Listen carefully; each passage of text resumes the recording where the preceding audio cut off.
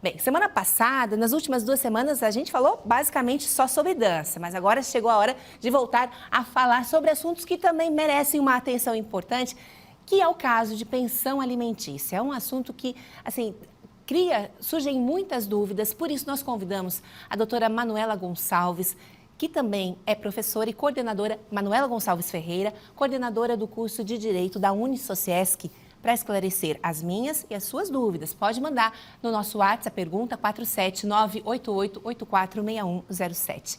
Boa tarde, doutora. Bem-vinda ao Ver Mais. Boa tarde, Kelton. Muito obrigada por me receber.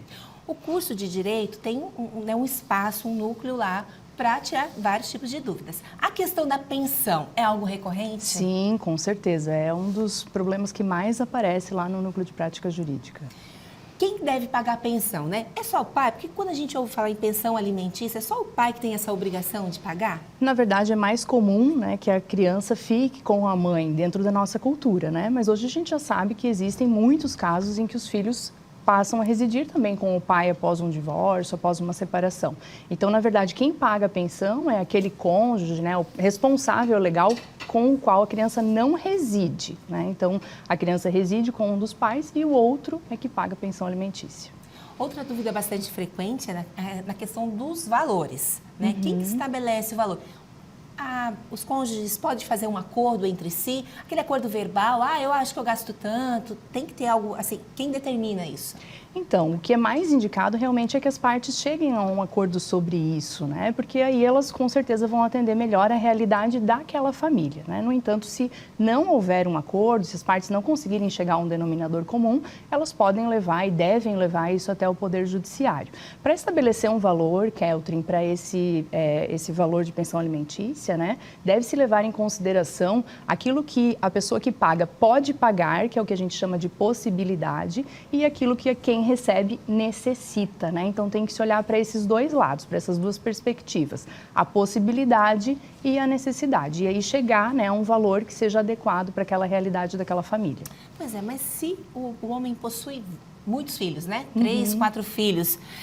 Como é que funciona essa divisão? É por filho que é feito o cálculo? Sim, com certeza. Quando se estabelece um valor judicialmente, é estabelecido um percentual para cada um desses filhos, né? E à medida que eles vão atingindo, por exemplo, a maioridade, aquele percentual vai sendo reduzido do montante geral que é pago, nesse caso que você falou, quando o pai tem mais de um filho e é ele que paga esse pensionamento, né? E tem que levar em consideração, sim, né, que existe mais de um filho ali a receber aquele valor para não haver um desequilíbrio, tanto para esse pai que paga, como para os filhos que recebem. Doutora, antes da minha próxima pergunta, eu quero chamar uma participação que já chegou no nosso WhatsApp, a produção vai colocar na tela. Qual o valor mínimo para a criança receber de pensão? Elaine perguntando, muito obrigada, Elaine. Você que está nos acompanhando também pode continuar mandando, tá? 988846107. Então, Keltrin e Elaine, né, não existe um valor mínimo, né, a ser estabelecido. Como eu expliquei anteriormente, é preciso observar o valor, aquilo que a renda, né, de quem paga, a possibilidade de pagar e a necessidade de receber, né? Normalmente se estabelece um percentual em cima do valor da renda bruta, né, dessa pessoa que paga. Então, 20% dos rendimentos, 30% do salário mínimo, é dessa forma que a gente ajusta, né, o valor da pensão alimentícia. Sempre lembrando, Keltrin, é importante, né, esclarecer que, embora o nome seja, né, pensão alimentícia, esse valor que é pago não serve só para alimentação, né, ele serve para atender outras necessidades básicas dessa criança, desse filho, como moradia, vestuário, educação.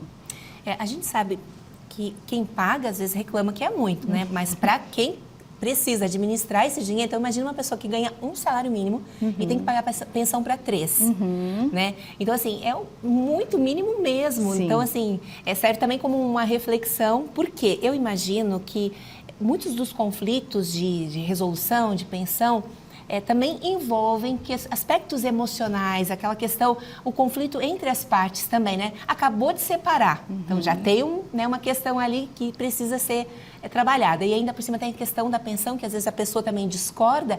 Acontece também muito isso? Com certeza. As pessoas que chegam buscando esse tipo de atendimento chegam ainda em conflito, né? Em conflito familiar. Então, quem recebe, o advogado, ou seja, lá o nosso aluno dentro do núcleo de prática jurídica, precisa estar capacitado também para conseguir tratar com esses aspectos psicológicos. E nesse exemplo que tu falou, né, de um pai, por exemplo, que recebe um salário mínimo e deve pagar pensão para 3 filhos, normalmente o que a gente vê de mais comum, né, a praxe, é que se estabeleça 10% para cada filho, né? Então aí cada um fica recebendo um valor equalizado.